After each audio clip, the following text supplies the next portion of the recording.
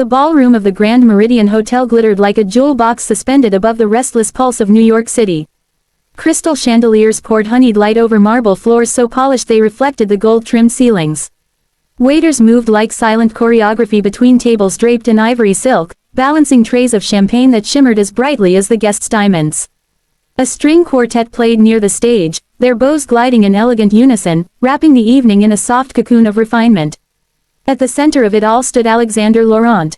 He wore a midnight tuxedo tailored to perfection, the cut sharp against his broad shoulders, his silver cufflinks catching the light each time he raised his hand to greet another investor. Cameras flashed relentlessly, capturing every composed smile, every confident nod. The acquisition announced that Knight had made headlines before dessert was even served.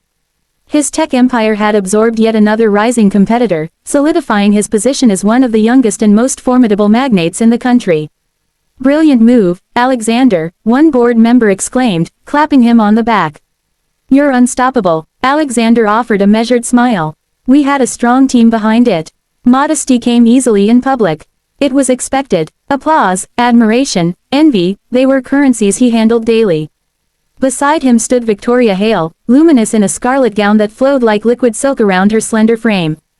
A necklace of flawless diamonds rested against her collarbone, a gift from Alexander after their engagement announcement 6 months earlier. She looked every bit the future wife of a billionaire, poised, radiant, strategically positioned. When photographers approached, she leaned closer to him, her hand sliding through his arm with practiced intimacy. "Smile, darling," she whispered through perfectly glossed lips. He did. The flashbulbs exploded like tiny fireworks. Yet when the photographers drifted away, Victoria's attention drifted with them.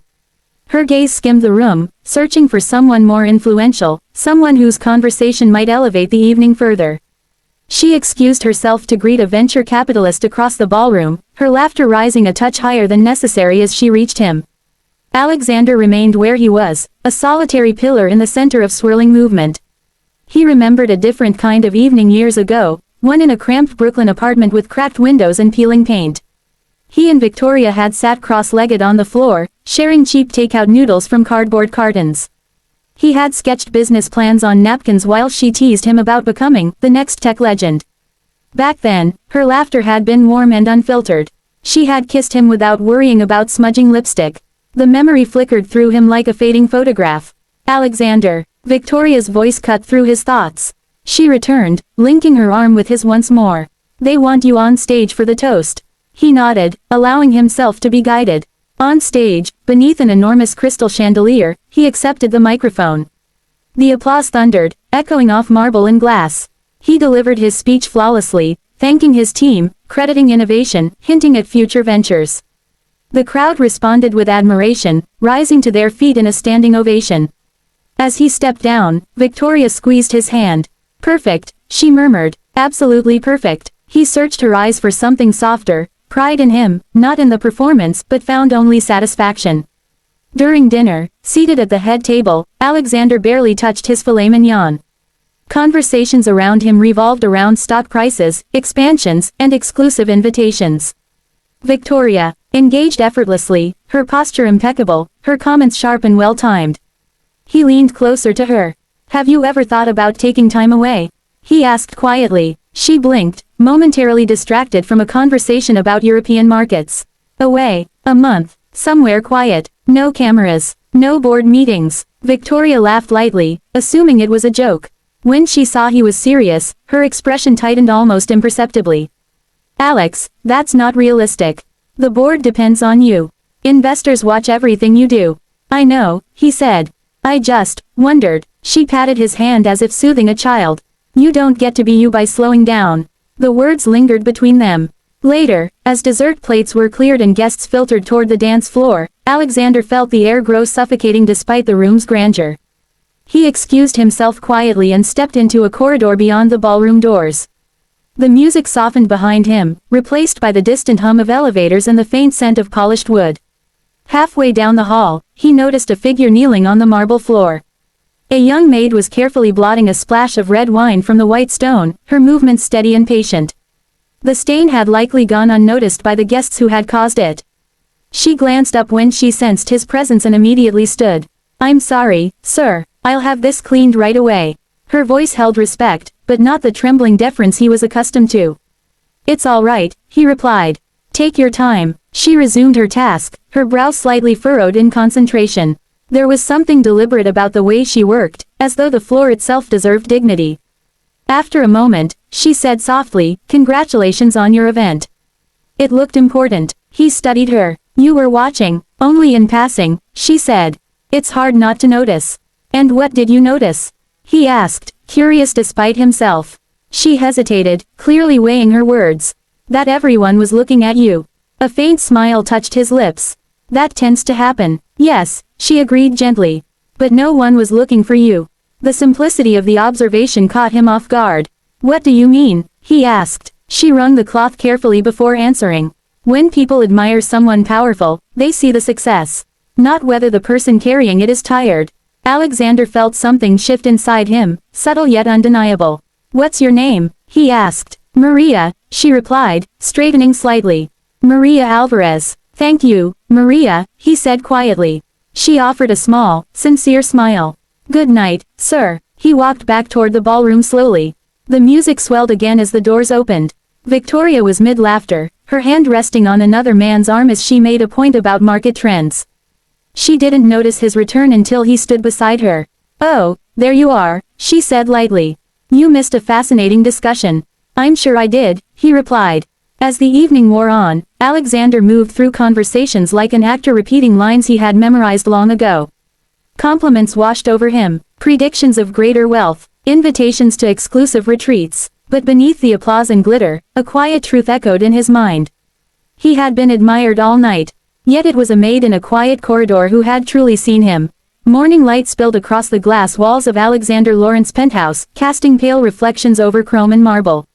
The skyline of New York City stretched endlessly beyond the windows, sharp and imposing, like the empire he had built within it.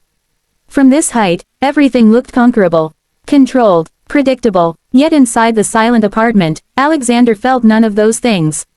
Victoria's voice drifted from the living room, light and animated. He had returned earlier than expected from a board strategy session, his footsteps softened by the thick Persian rugs lining the hallway. He paused when he heard his name. "I know," Victoria was saying into her phone, her tone lower, more candid than usual. "But if he actually steps back, even temporarily, the markets will react. His presence alone keeps investors confident." A pause. "I love him," she added, though the words sounded rehearsed. "But I didn't invest 5 years of my life just to watch him become ordinary." The word struck him harder than any public criticism ever had. Ordinary. He stepped back silently, retreating before she could see him. His chest felt tight, not from anger, but from something heavier. Disappointment, perhaps, or clarity. That evening, they sat across from each other at the long dining table carved from Italian stone. Candles flickered between them, casting restless shadows across Victoria's flawless features. She described potential wedding venues in Paris, her eyes shining as she scrolled through architectural photos on her tablet. "It needs to be iconic," she said. "Something people will talk about for years." "And us?" Alexander asked quietly. She glanced up. "What about us? Will they talk about us? Or the spectacle?" Victoria set the tablet down, her patience thinning. "Why are you being like this lately?" "Like what?" "Detached. Distracted. You've worked non-stop for a decade. Now suddenly you want to slow down. People depend on you." He leaned back in his chair. "Do you depend on me?" Her hesitation was brief, but it existed. "Of course I do," she said finally. "We're building a future together." "Or a brand?" he asked. Silence settled between them. The next morning, instead of heading to his towering headquarters, Alexander found himself driving toward the Grand Meridian Hotel. The building rose elegantly against the cityscape, its entrance polished to perfection. He wasn't entirely sure why he was there, only that he needed honesty unfiltered by ambition. He found Maria in the staff lounge during her break.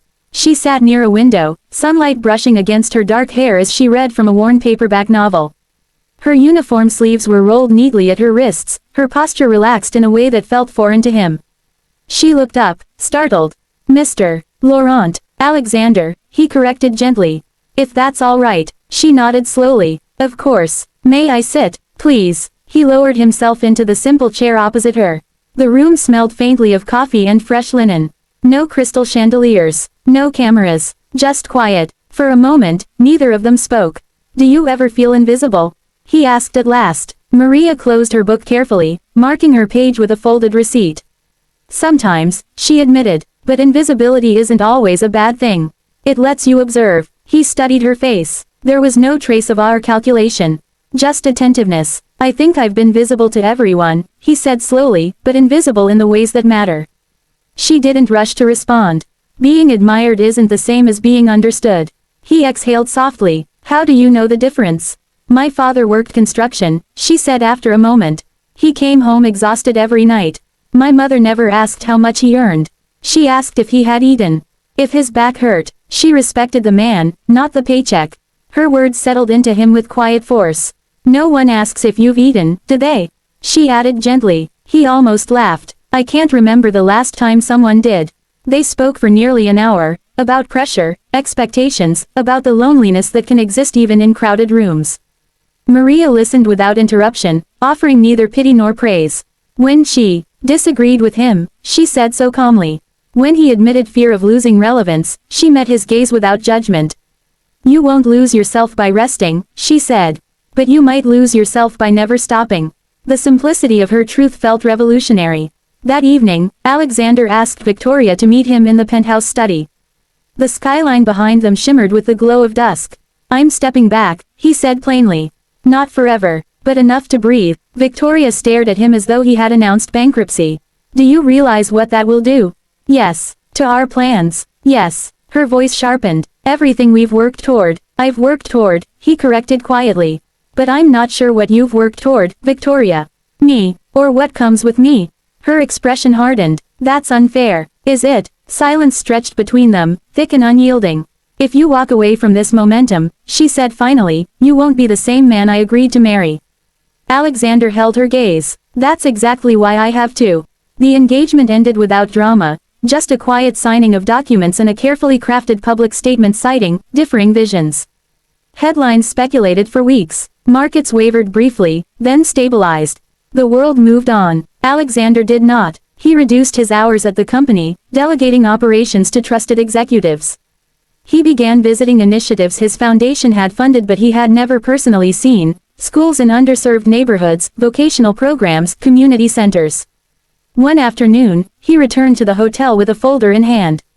Maria greeted him with cautious curiosity. I've established a scholarship fund, he said, for employees who want to pursue higher education. You're the first recipient. Her eyes widened. I didn't ask for this.